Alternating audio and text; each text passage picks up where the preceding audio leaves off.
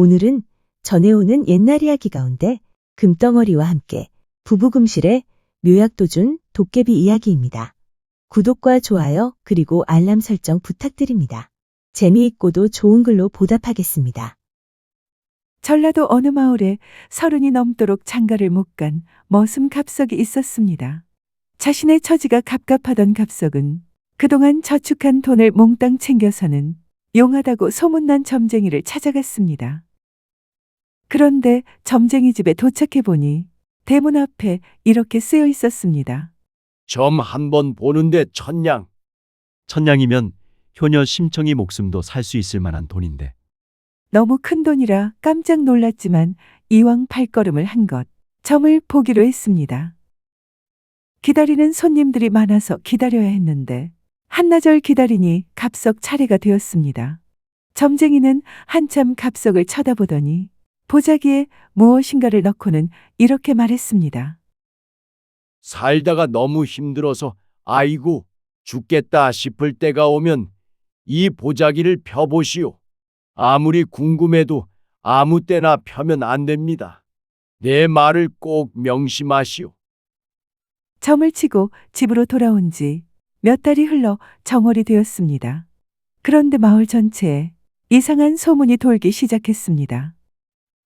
옆 고을에 원님이 부임하기만 하면 하룻밤을 못 넘기고 죽어나간다는 소문이었습니다. 목숨이 중하지.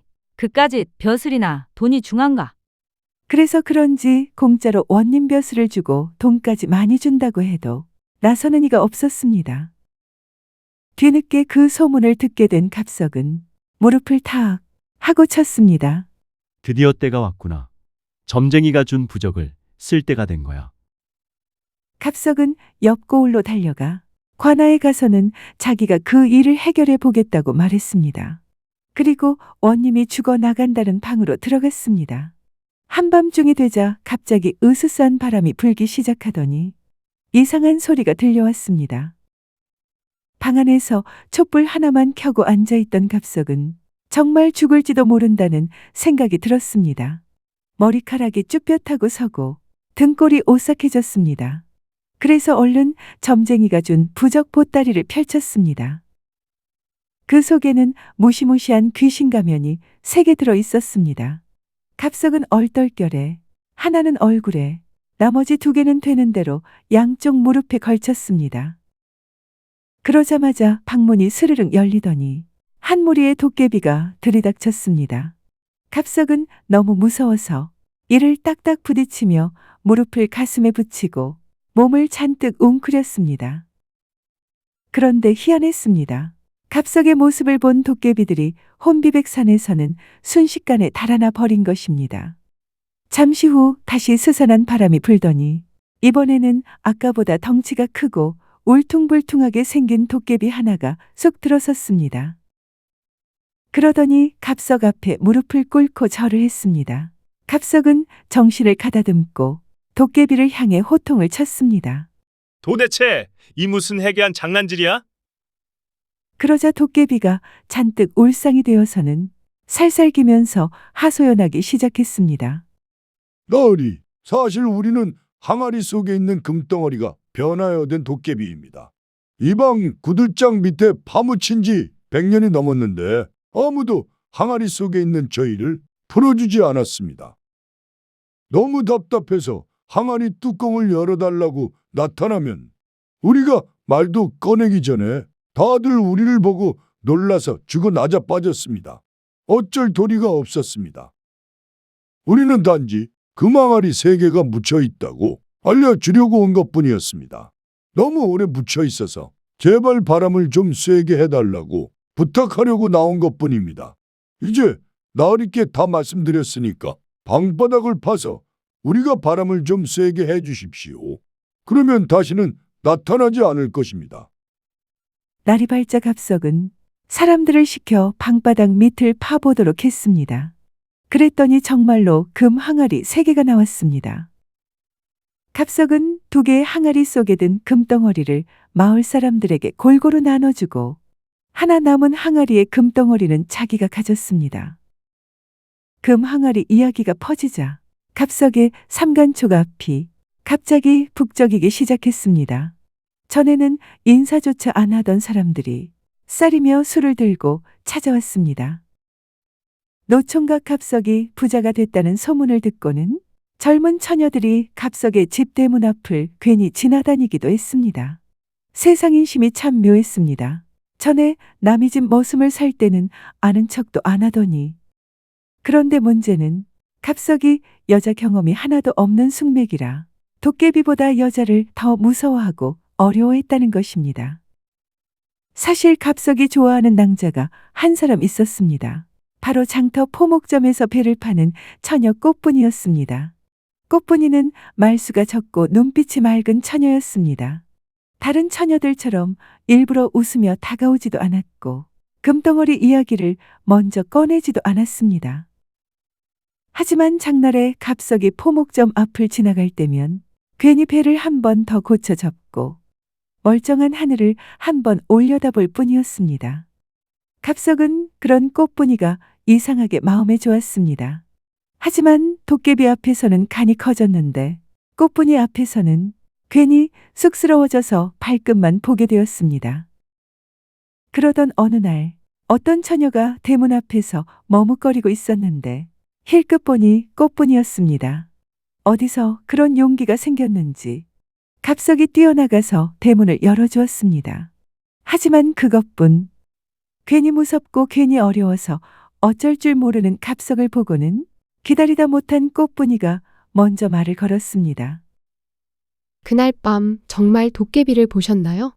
부끄러운 나머지 얼굴이 붉어져서는 괜한 헛기침만 하다가 갑석은 겨우 대답했습니다.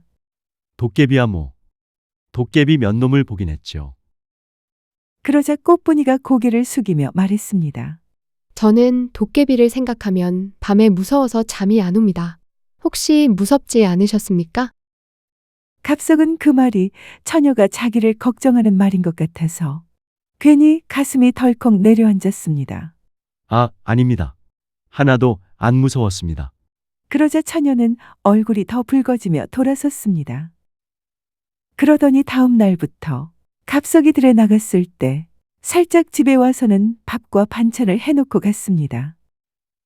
시간이 흐르자 두 사람 사이에 홀례 이야기가 조심스레 오고 갔습니다. 두 사람 다 부모를 일찍 여윈데다가 형제까지 없어서 홀례는 화려하지 않았습니다. 항아리에서 나온 금덩어리가 있었지만 갑석은 일부러 큰 잔치를 하지 않았습니다. 대신 마을 사람들에게 밥과 떡을 풍성하게 나누고 돼지 한 마리를 잡은 다음 술을 충분히 돌렸습니다. 홀례날 밤 두 사람은 드디어 첫날 밤을 맞이했습니다. 갑석은 너무 긴장한 나머지 자신도 모르게 바지 속에 귀신 가면 2개를 양쪽 무릎에 묶고 들어갔습니다. 혹시나 밤중에 도깨비가 금을 되찾으러 오거나 아내에게 해코지할까 싶어 무의식 중에 무장을 한 것이지요. 신랑이 아내의 옷을 벗기려는데 무릎 부분이 유독 툭 튀어나와 꿈틀거리는 것을 아내가 보았습니다. 아내가 의아해하며 물었습니다. 서방님 다리에 혹이 나도 아주 단단히 났네요. 이게 대체 무엇입니까? 당황한 갑석은 엉겁결에 말도 안 되는 농담을 했습니다. 아, 이건 우리 집안 내력인데. 내가 너무 기운이 넘치면 무릎에서 귀신이 튀어나와 춤을 춘다오. 지금 색시가 너무 예뻐서 이놈들이 신이 난 모양이야. 그러자 아내는 당황하기는커녕 바지 속으로 손을 쑥 집어넣어 가면 하나를 쑥 빼내더니 자기 얼굴에 쓰고는 갑석 앞에서 덩실덩실 춤을 추며 말했습니다. 어머나, 그럼 저도 무릎 귀신이랑 같이 춤을 춰야겠네요. 서방님, 무릎 귀신이 하나 더 남았으니 어서 꺼내보셔요. 오늘 밤 우리 넷이 밤새도록 놀아봅시다. 갑석은 아내의 해악에 배꼽을 잡고 웃다가 결국 내가 졌소. 하며 가면을 모두 던져버렸습니다. 그날 이후 갑석은 세상에 아쉽거나 무서운 것이 하나도 없는 행복한 사람이 되었습니다. 결혼 후 행복하게 살던 어느 날 아내가 갑석에게 물었습니다. 서방님, 그 귀신 가면 3개는 이제 쓸모도 없는데 왜 그리 소중히 간직하시나요? 갑석은 허허 웃으며 이게 우리를 만나게 해주고 부자로 만들어준 복동이 아니오. 라고 대답했습니다. 어느 날 깊은 밤 아내가 잠든 사이 마루에서 덜컹거리는 소리가 났습니다.